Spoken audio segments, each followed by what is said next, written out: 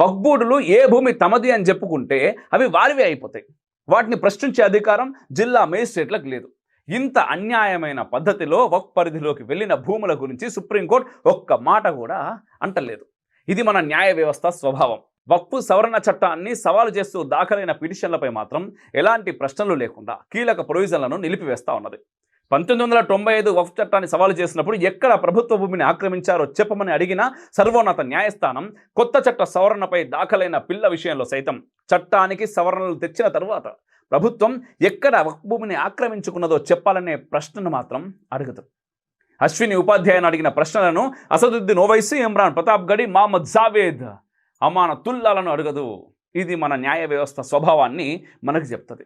1950లో వక్ఫ్ స్థిరాస్తి మొత్తం 50,000 ఎకరాల భూమి మాత్రమే. 75 సంవత్సరాలు గడిచేసరికి వక్ఫ్ ఆస్తి 39 లక్షలకు పైచిలకు ఎకరాలు. ఈ అదనపు 38,50,000 ఎకరాలు ఎక్కడి నుండి వచ్చాయనే ప్రశ్నను మాత్రం మన న్యాయస్థానాలు ప్రశ్నించవు.